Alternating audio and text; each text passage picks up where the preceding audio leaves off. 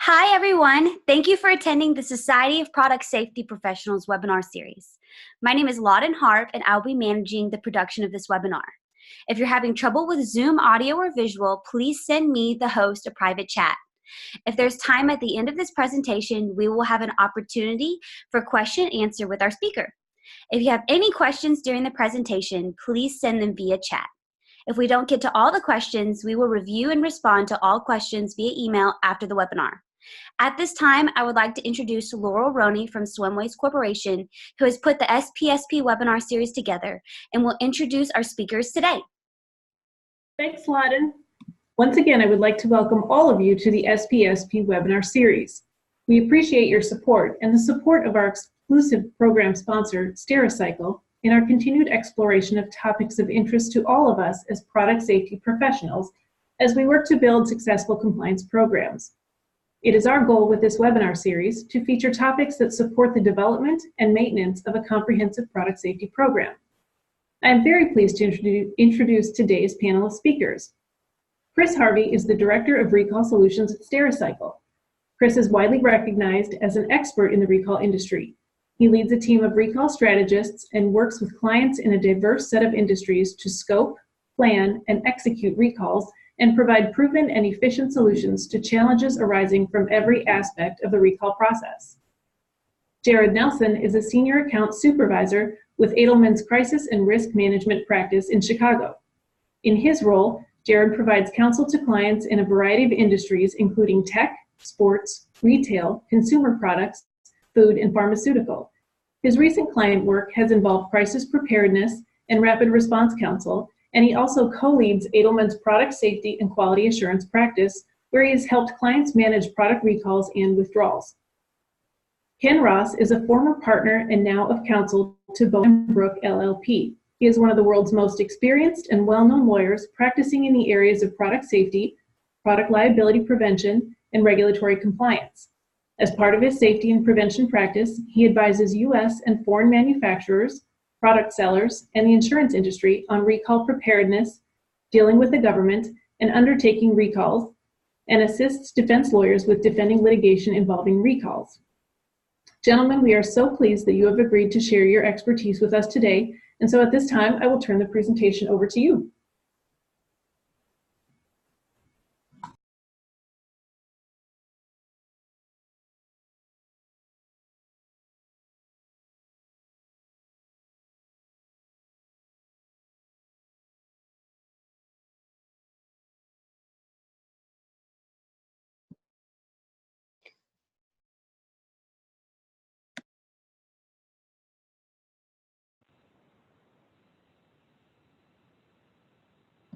Hi, make sure that you're unmuted.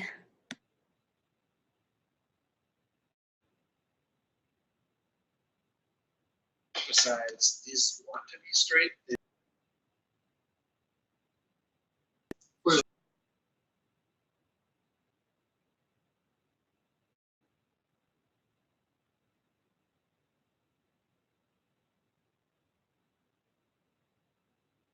Can you hear me now?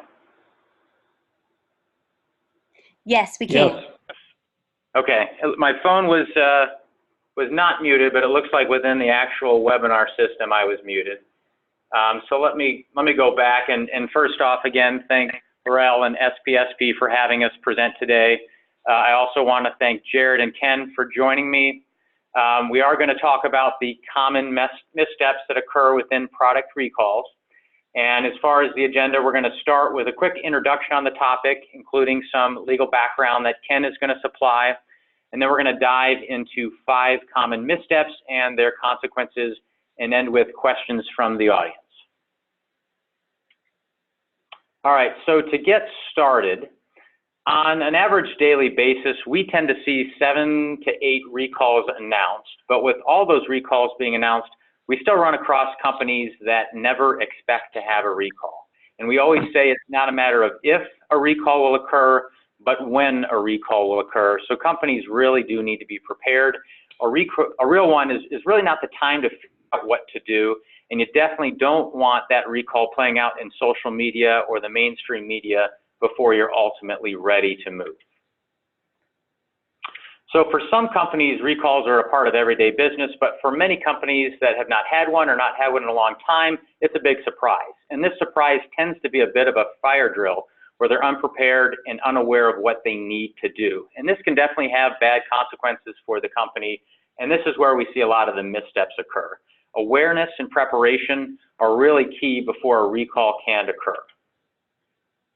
So many people think that recalls are easy to execute. It's just the same as reversing the supply chain, the same supply chain you use to get good product out into the marketplace. And ultimately, it's a lot more complicated than that. You need to understand the reporting requirements, the training, how you notify customers, how are you going to handle the responses, how are you going to handle product that comes in or repair product in the marketplace, how are you going to remedy the situation? So reimbursement checks, replacement product, et cetera. And then if you have collected that product back in, how are you going to destroy it or recycle it? So a lot of complexity here that it's critical to be prepared in advance of an actual recall. So preparation is absolutely key.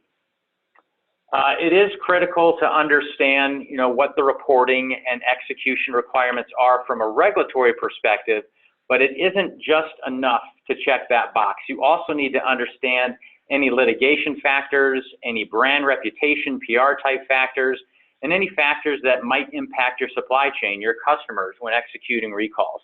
A badly run recall can have a huge impact around these areas as well, not just the regulatory aspect of one. So the true cost of a recall, and the true cost of the recall, if a recall is mishandled, if it's delayed, is ultimately that manufacturer's brand and brand integrity. I've seen companies shut down for a little while. I've even seen companies go out of business. I've seen stock prices take a quick dive by 10 to 20%. If those recalls are not reported, if they're delayed, if they're mishandled, if they're deemed inefficient, you can also see civil or even criminal penalties at times. And sometimes those civil penalties can be in the millions and millions of dollars. All of this really contributes to that brand damage that will decline customer loyalty and make it difficult to recover from. Also litigation, including class action lawsuits, can occur based on a poor recall. And that can cost millions of dollars as well. So if a company is faced with a product safety issue, they should take responsibility very quickly. They should quickly disseminate the word on that recall. They should provide multiple avenues for customers to get that information and respond as well. And then from my experience, if a recall is handled properly, then the marketplace can be very forgiving. Consumer confidence can be restored in a short amount of time as well. Recalls are a part of doing business, so it's definitely important to understand how you do them right. So now I'm going to hand it over to Ken, who's going to give a little bit of legal background before we jump into some of the missteps. Thank you, Chris. Just want to make sure you can all hear me. We can hear you. Okay, good. I wanted to give you a little bit of a background on the legal aspects in this area, because they're both confusing, expansive, contradictory, differ from state to state, differ from agency to government agency. And so, but you need to understand the law that applies to your product, your industry, your situation, so that you can decide how to comply with the law and how to be sure that you've minimized risk of future legal problems if a recall occurs or if an accident occurs. So there are two areas. One is what we call common law of product liability. And this is state law, and it differs from state to state. So we can have great inconsistencies depending on the courts and the appellate courts and the trial courts as they interpret product liability law. And I'll talk about common law in just a moment. But secondly, we then have federal or state regulatory law, and that is a separate, independent law, but has a significant impact on this area. Now, under the common law, it's pretty clear that there is no duty to recall your product. There may be a duty to issue a warning to consumers about product safety problems, but most courts have said that there's no duty to recall the product. However, if you undertake a voluntary recall, which 99% of all recalls are voluntary, and you do it negligently, then you could be held liable if that negligence contributed to the injury. And and we'll talk about negligence a little bit more as it's decided by the jury. But if you have interactions with government agencies, be it U.S. or foreign, this can impact then the product liability case. So if you're undertaking a voluntary recall and dealing with the government, these issues kind of merge into one place. Now, one reason why this area is so dangerous is because juries get mad at manufacturers who either ignore safety problems or they do something about a safety problem but do a very poor job. And so most of the cases where we see punitive damages awarded are in this area involving all actions undertaken by manufacturers after sale. Okay, next slide. So the question in the common law is, what is adequate? What is negligent?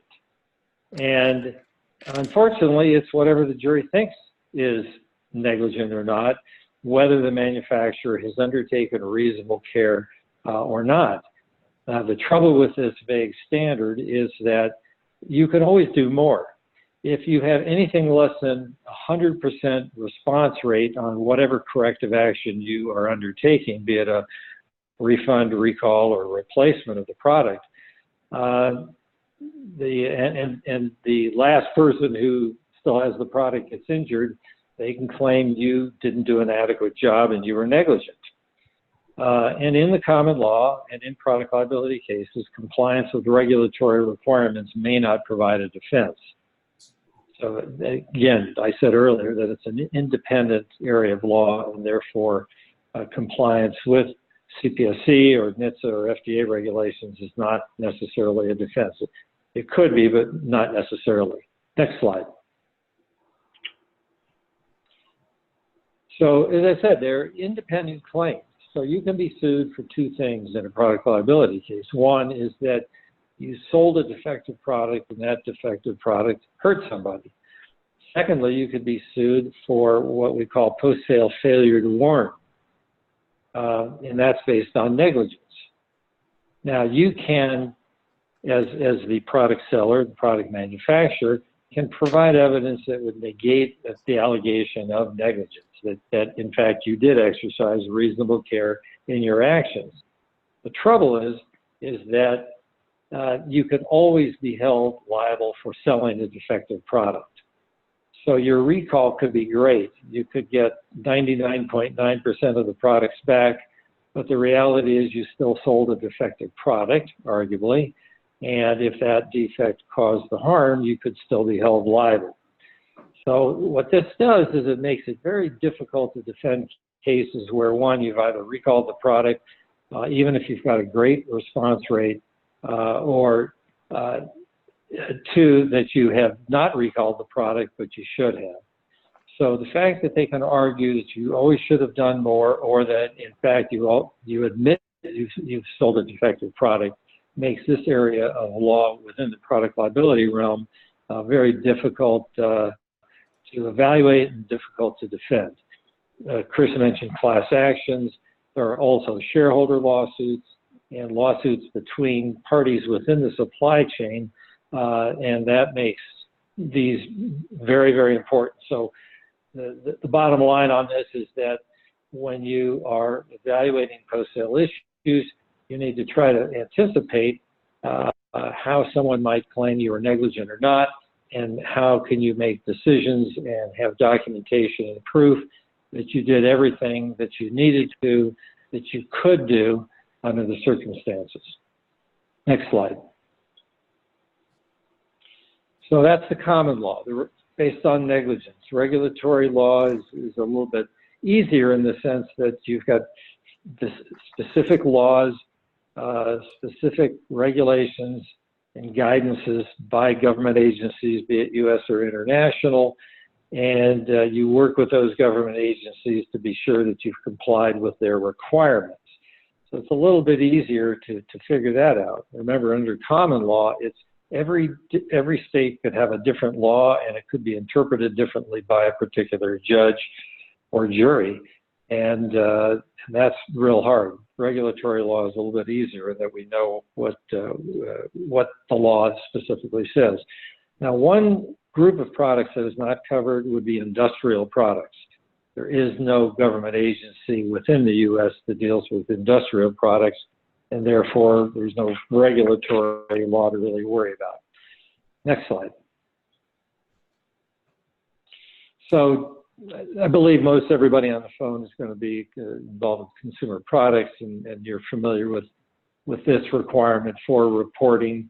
And you know, the argument is that by reporting to the CPSC, certainly under the third bullet down, that you are admitting that your product has a defect, and that defect could create a substantial product hazard. And now, if there is no substantial product hazard, there arguably is no necessity to report. If there's no defect, there's maybe no necessity to report. But plaintiffs' attorneys will use the fact that you have reported to the CPSC as an admission that your product's defective, and you have to have something to say. Now, in your reports to the CPSC, we don't usually admit that there's a defect, and the press releases issued by the CPSC don't admit there's a defect, but the plaintiffs' attorneys and their experts will still use that information. So you need to have something to say about why you reported to the CPSC and why your product is not defective. If you can't do that, then you're going to have to settle these cases. Now, if there was a failure to report or late reporting and the manufacturer was fined for that, evidence of that can get into the product liability case. Also, any documents that you file with the government, including your 15B full report, or documents that the CPSC sends you, are discoverable in product liability cases and may be admissible at trial. So things that you say to the government, you cannot believe that they are going to be confidential, even if they contain confidential information or trade secret information. You have to assume that they could be discovered if there is a product liability case, and you need to be able to explain what you meant by things that you said in those documents. Next slide.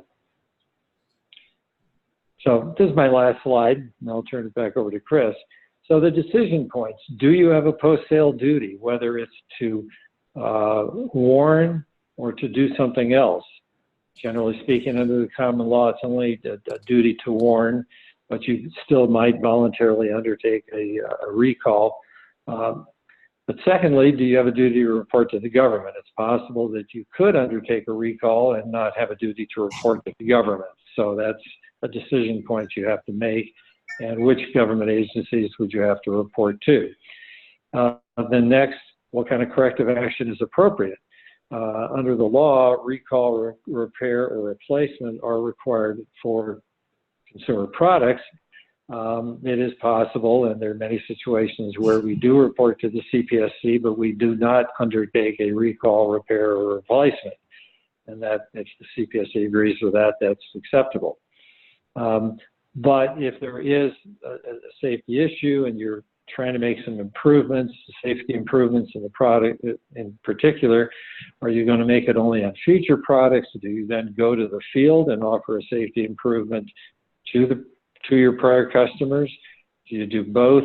So what corrective action was decided upon is critical, and in what countries are you doing it, and how are you communicating to the people? And Chris and Jared will be talking about those issues. And lastly, how do you adequately document that you've done everything you can so that you can prove that you weren't negligent? So the bottom line message is product liability sometimes is much more significant liability than any liability you have on a recall. From a monetary standpoint, punitive damages, reputation, goodwill, all these things. So anybody involved in recalls and deciding whether to recall a product needs to be sure that they are consulting with the people within the company or outside the company who are knowledgeable and responsible for product liability if that does happen. So I'll turn it back over to Chris. Thank you. All right, thanks, Ken. So now we're going to look at some of the common recall missteps that we see and some of the consequences. And it's important to factor in that, yes, there's regulatory obligations, but there's also the brand and public relation obligations as well that you really need to look at. So for misstep number one, your company is ultimately just unprepared to address a safety issue or a high-profile incident when that leaks. And I see it all the time where an issue pops up suddenly and they run to get an old recall plan or an old communication plan and they have to dust it off and reference what to do. And ultimately, by the time that happens, a lot of that damage is already done. They really need to be prepared in advance. So Jared?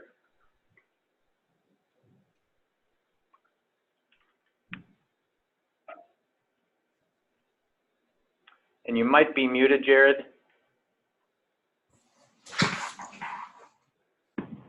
Can you hear me now?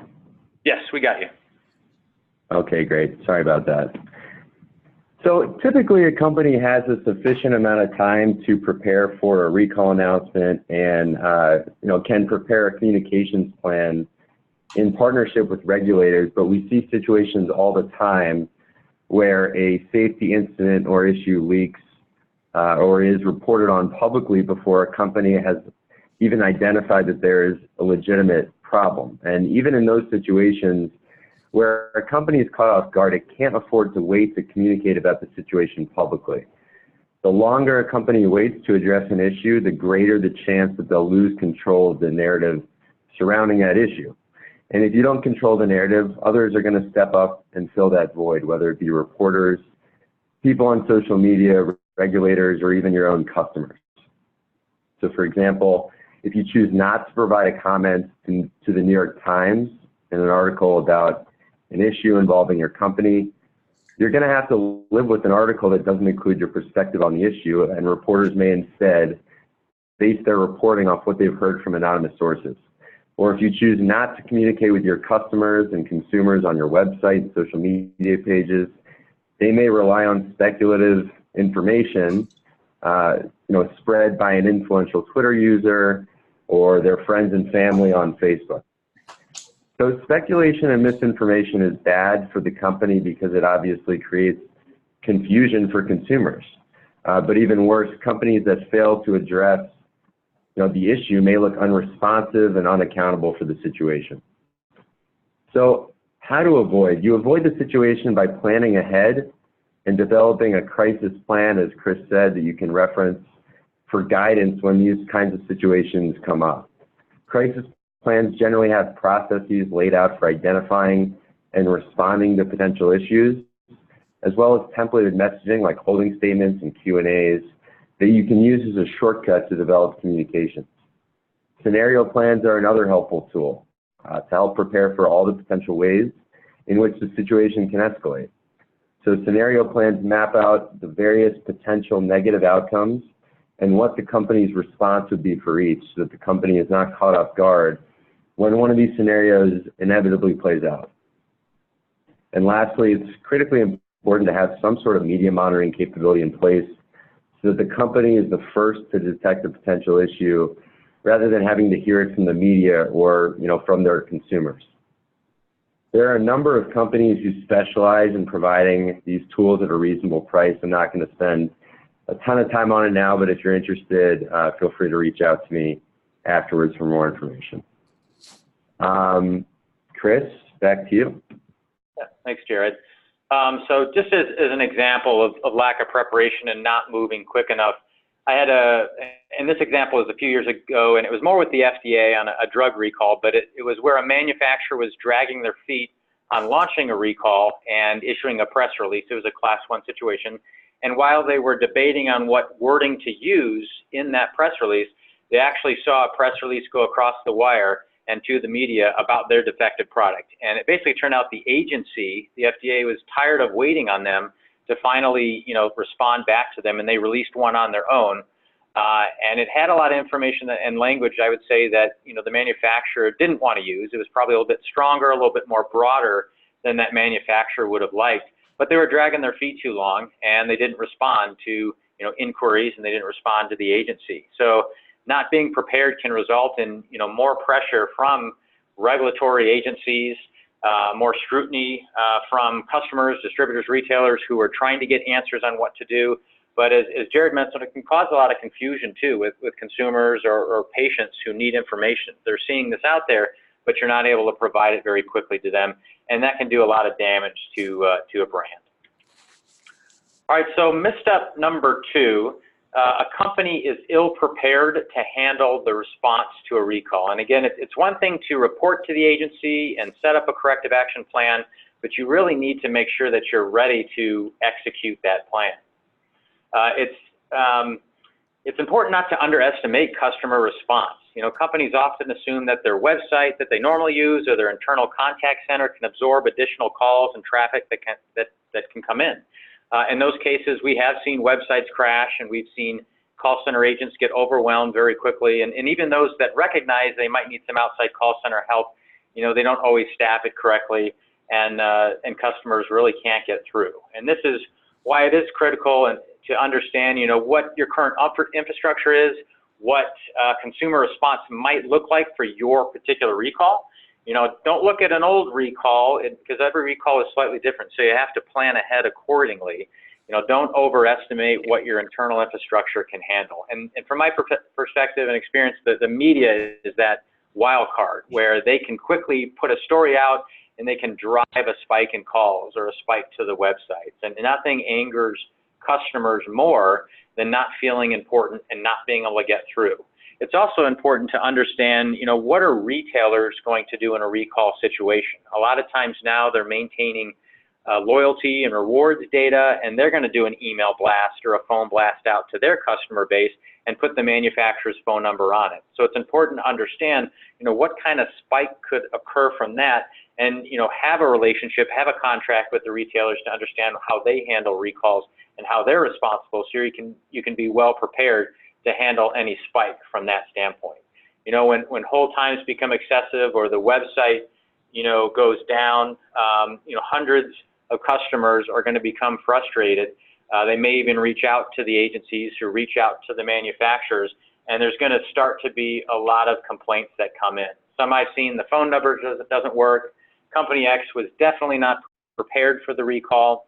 They don't care about their customers. I've called 35 times and I just can't get through. So obviously none of this is good for the brand, as well as the agency is going to take a look and see, are you running an effective recall, and may ask you to take additional actions.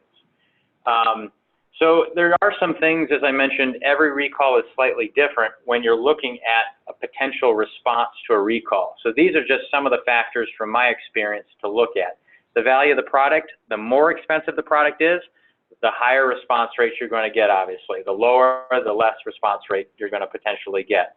What is the product used for? Is it a dishwasher, at which it's probably used pretty frequently and top of mind to customers? How often is that used? Like a cell phone is used every single hour, probably more frequently than that. How old is the product from a distribution standpoint? So did you just distribute it a couple weeks ago, at which it's probably going to have a higher response rate? Or is this product 3-4 years old, close to maybe the time where it expires or people get rid of it? Probably a smaller response rate. What's the hazard? Obviously a fire hazard is going to have a more likely response rate than maybe where a standard wasn't necessarily followed. And then, as I mentioned before, the big wild card is the media. Will they provide a lot of coverage? Will they put your 800 number and website out there? That's going to drive volume. And don't get me wrong, higher response rates is definitely a good thing. You want high response rates to run an effective recall, but you also want to make sure that you're prepared to handle them. Jared?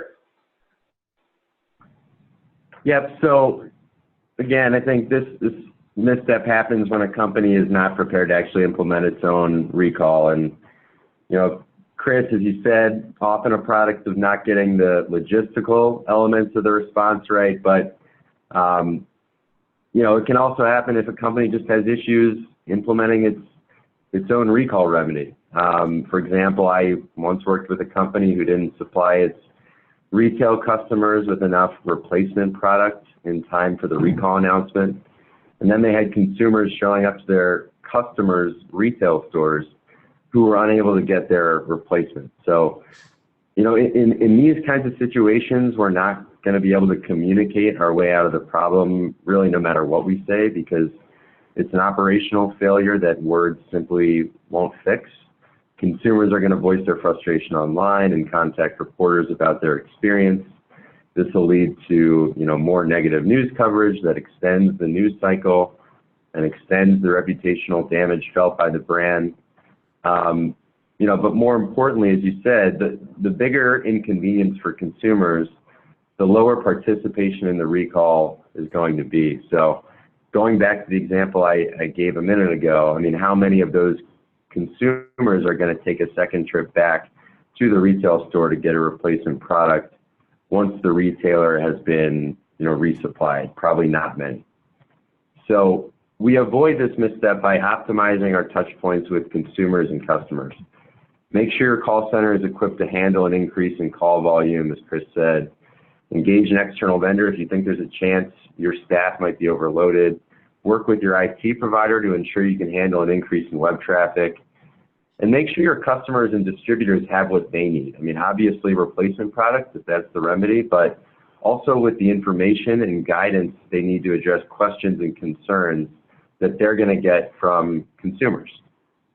And then finally, use all the channels at your disposal to communicate with consumers. Your website, your social channels, but also look at product review sites, forums, Facebook community groups, and wherever else your consumers might be talking about the recall online.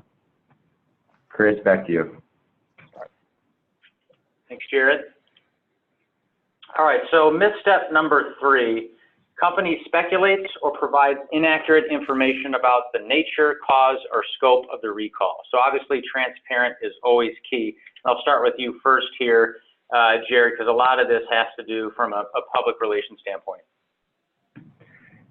Sure, thanks. So yeah, in many cases, you know, when a company is forced to disclose a safety issue, the company simply does not have all the answers about what may or may not be going wrong with its product. Sometimes it takes weeks or months to conduct an internal investigation, you know, whether that's because it takes a long time to get the product back from consumers or because testing for the root cause is complex. But if the issue leaks publicly through the media or the recall announcement day comes and we still don't have all the answers as far as the scope of the problem, we're going to be put in a position where we must communicate despite not having all the information. And this is a really tough situation for manufacturers, but one of the worst things a company can do is speculate or provide inaccurate information. You know, I feel weird cautioning against over-indexing on transparency because 90% of the time I'm advising clients to err on the side of transparency, but companies should not provide information they can't positively confirm is accurate.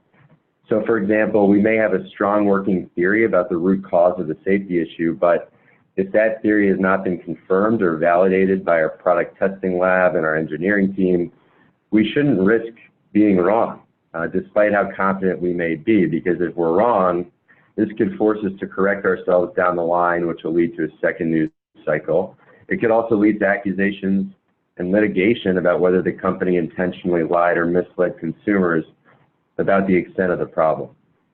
So instead of providing potentially inaccurate information, we need to strike a balance between our need to provide our stakeholders with answers and the reality that we just don't have all the answers. So it's important to be honest about what we know and what we don't know. I think companies are sometimes so afraid of admitting that they don't have all the answers, but it's actually better from a risk and reputation management perspective to be honest and instead focus on everything we're doing to get those answers. So, you know, focus messaging on what we're doing to investigate and respond to the issue and reiterate our commitment to consumer safety. Ultimately, we want to show that we're working diligently to get to the bottom of the issue as quickly as we possibly can. Back to you, Chris. Yeah, and to reiterate really what, you know, Jared is saying, you know, you want to make sure that you're giving accurate information. You know, I think the customer base, the consumer base will understand that there is a time to investigate, and where I've seen companies get in trouble is when they are not, you know, always truthful, or there's this perception that they're hiding things.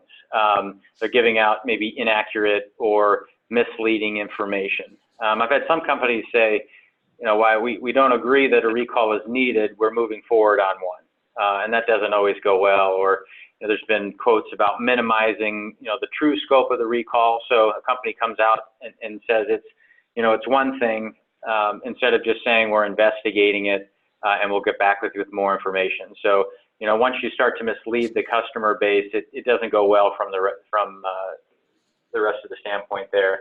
They're hiding something. Company X knew about an issue for years earlier.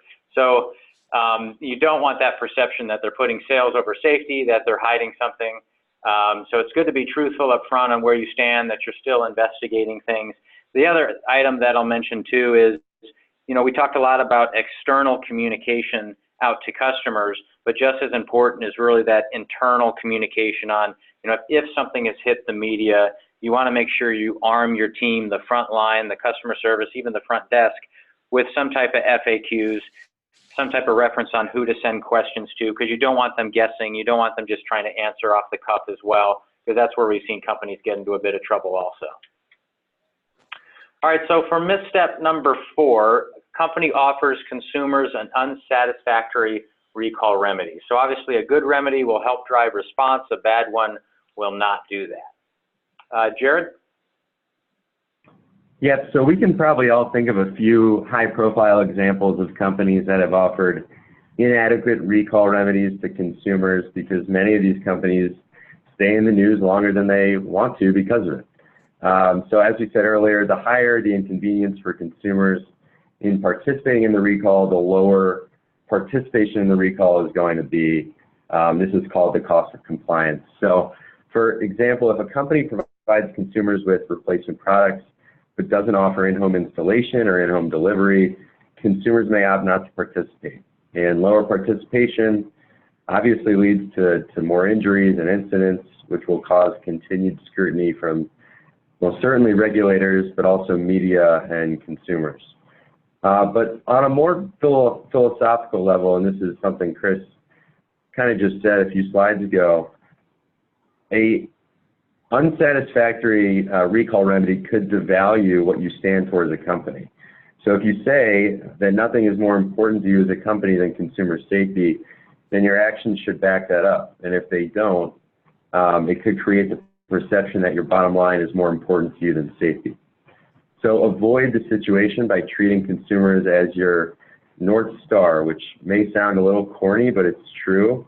The surest way to protect your reputation is by letting your decision-making process be guided by doing right by your consumers. And this may mean that you need to take a short-term financial hit and pay for an expensive recall remedy to protect your brand equity in the long run.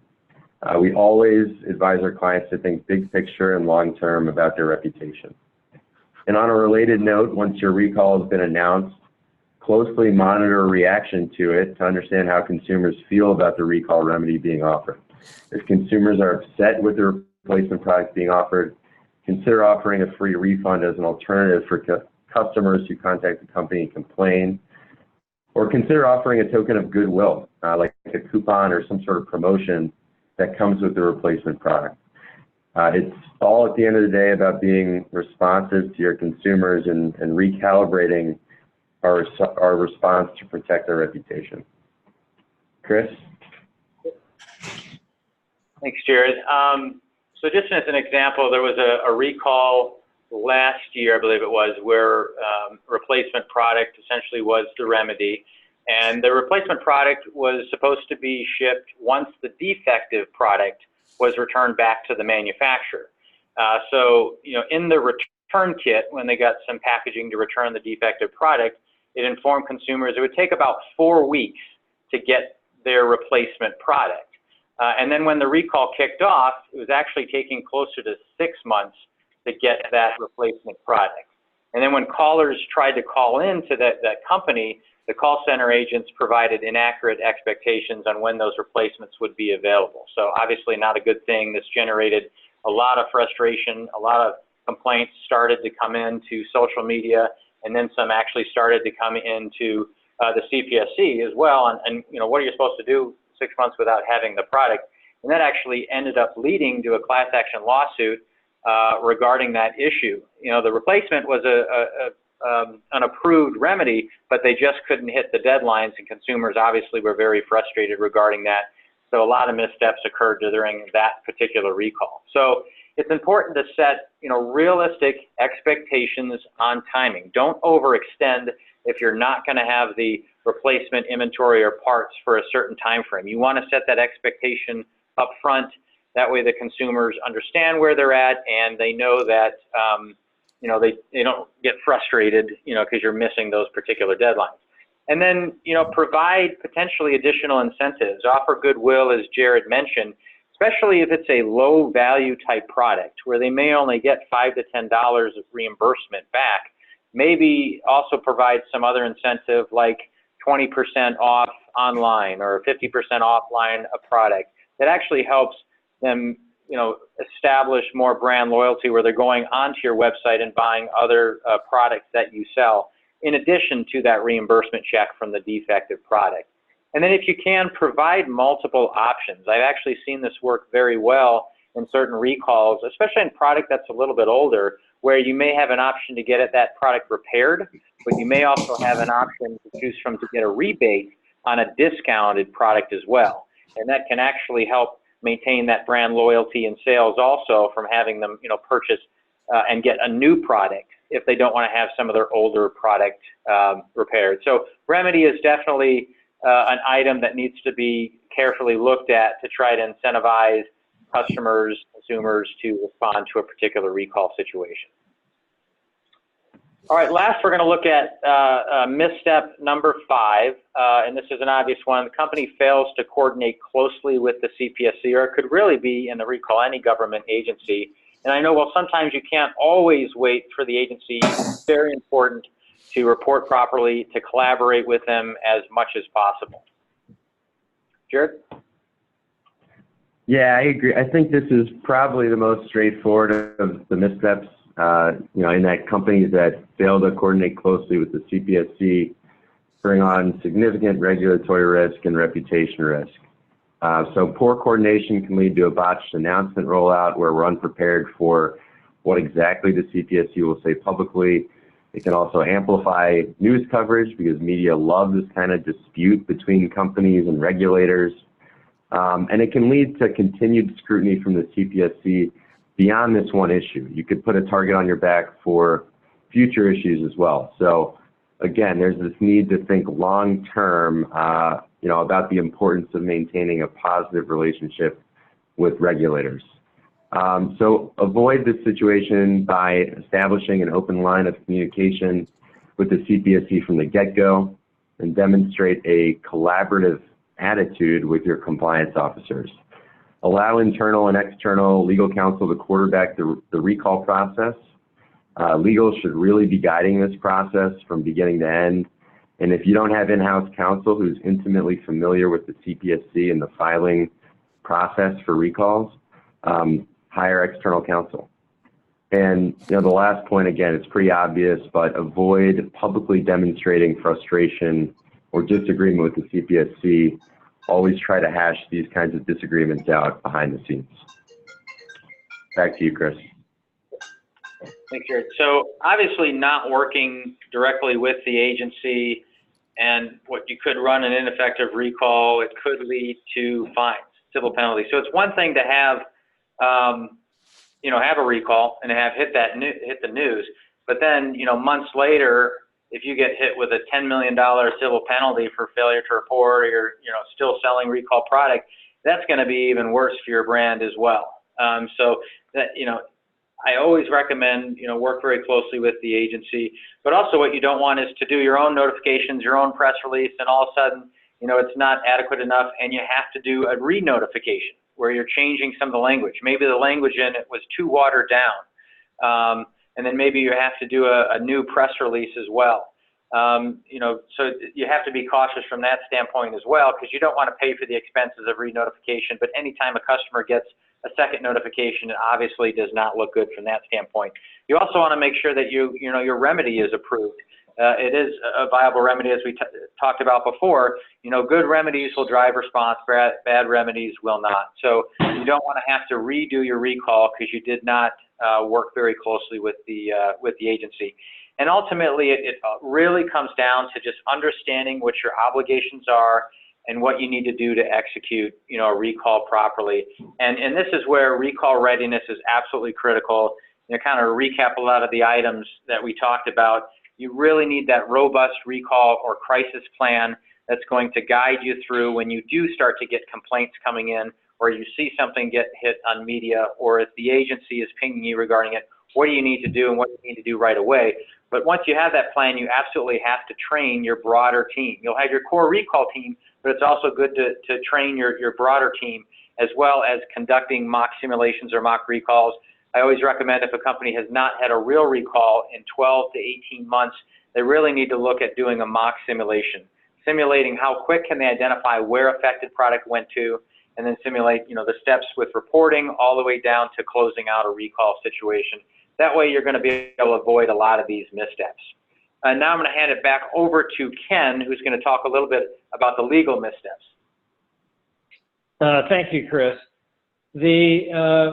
I have handled recalls now for over 40 years, and for 20 of those years have acted as an expert witness in product liability cases where inadequate recalls were alleged. So I created this slide from missteps that I have seen both in handling recalls and in defending cases, and either as a defense lawyer or as an expert witness. And this is a pretty short list. It could be much, much longer. And I don't need to go over the things on this list. You can look at these slides later. But it could also apply in both product liability and shareholder derivative lawsuits, because waiting too long, not identifying the problem, fixing too many products or too few products can impact the reputation and goodwill that Jared has talked about. And that, of course, can result in a reduction in the share price, which then leads to the shareholder derivative lawsuits. So it's all interrelated. All of the legal problems that one can have get merged together. And so when safety issues arise and you're thinking about what to do about it, it's not just a regulatory issue. It's much, much broader than that. And those people within the organization or outside the organization that can help you identify the risks so that the business people can make rational decisions is very, very important. It's very possible for you to have business risks override product liability risks or override regulatory risks. So somebody has to make the decision of which risks are more important to the company and which ones you're going to entertain, because just a recall on your product in general affects your reputation, affects product liability cases, and lots of other things. So how can you do these things and still meet your business objectives and continue with the goodwill and reputation that you've already built up? One last thing I just wanted to mention is one issue we haven't talked about at all, and I didn't even put it on this slide, and that is a relationship between the OEM and the component part supplier. Because there are many situations that I've had over the years where the OEM does a recall that's not necessary and then sends the bill to the component part manufacturer, or that the OEM does too extensive of a recall that's really not necessary, or that the component part manufacturer doesn't tell the OEM about the problem. So the interrelationships between the OEM and the entire supply chain are hugely important from an insurance standpoint, a contractual standpoint, a notice standpoint, who's going to do the recall, who's going to control, who reports to the government, who's going to pay for it, and how much are they going to pay, are hugely important issues that we could spend an entire hour talking about, but we can't. So I just want to point that out, that is also a huge issue that affects this whole area, and one that has to have your attention as you're getting ready to do recalls and undertaking recalls. I'll hand it back over to Chris. Thank you, Ken. So I think that really ends the main portion of our presentation. And I think if there's any questions that Loden or Laurel, I don't know if any came in for the three of us. We had a few questions come in for y'all, and so I'm going to start with Chris. Chris, how would you recommend that product safety professionals convince leadership teams that valuable resources should be spent on preparing for something that will eventually happen but hasn't happened yet? Yeah, I mean, I think it's missteps and stories like this that should be supplied, that, you know, when companies haven't had their first recall, or maybe they've not had a recall in 10 years, and I have a lot of data around that, you know, the frequency companies have recalls, or some of the data around, you know, a new company joins the market, you know, how many years is it before they actually have a recall? But, you know, some of these type of stories, I think, should help influence senior leadership to see, okay, I really do need to invest in preparing my team for a recall. You know, even look at some of the civil penalties that have been levied in the past, you know, some years, $15 million, $27 million, that should scare a lot of them from a financial standpoint as well. And my guess is Jared probably has some stories too from companies that are ill prepared also that, you know, really damage their brand. But it's really kind of the horror stories that, you know, can help influence that you really do need to spend a little money. And honestly, it's not a ton of money to develop a recall plan and to train the team and to do a mock recall. And for companies that have recall insurance, a lot of times 5 to 10% of their premium can be used on this for free. So something to look at too if companies have insurance. Well, Yeah, and this is Ken, go ahead, Jared. Go ahead. Oh, sorry, I was just going to say, yeah, I totally agree. I think we didn't give a lot of specific examples, but, you know, there's probably 3 or 4 in your head that you can think of where the company was ill prepared and you know, their stock price went down precipitously because of it. So I think we did top 5 missteps, but if we just boiled this down to what's the most common misstep, generally it's that companies aren't prepared, and then that almost results in the other 4 missteps. So it's really the kind of the leading cause, if you will, of screw ups. And I think you just have to kind of look at Google to find, you know, what can happen if you don't commit the resources on the front end. Well, and this is Ken. Certainly from the legal side, we've got horror stories left and right that management could hear about, whether it's a punitive damage award or a contractual issue where either the OEM or the component parts supplier had to pay way more money because of some contract provision between the parties that said they were going to pay for, you know, administrative costs and damage to reputation or whatever. I mean, there have been a bunch of lawsuits I've been involved in where the lawsuit was between the component part supplier and the OEM over the cost of the recall and the fact that the recall was done. So a lot of these things don't take a whole lot of effort, whether it's a paragraph in your contract, an insurance policy, drafting a plan, and even if you don't have recall insurance, the insurance companies are pushing recall preparedness even when you don't have recall insurance, because it affects their liability under their comprehensive general liability policy for product liability.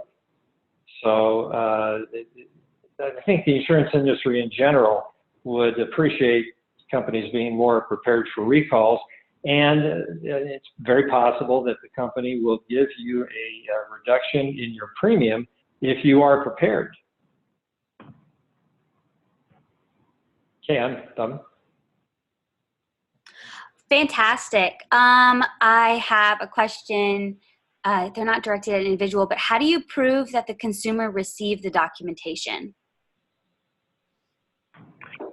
Yeah, from a logistic standpoint, that's difficult with consumer product recalls because the standard a lot of times is just a non-traceable U.S. mail notification. I will say on the FDA side, traceable, like UPS or FedEx, is used a lot more frequently, where you do have them sign for the actual documentation. But at the same time, that's a lot more expensive. So really, the main way that you can prove that they received it is they respond in some fashion, and that's where it's really critical to make responding very easy, whether they can go online or they can call in. But I think that the future really has to be more electronic. So, emailing a consumer, with a lot of email, you can tell, not all the time, but you can tell that they received it and they opened it up, but also making it very easy to respond.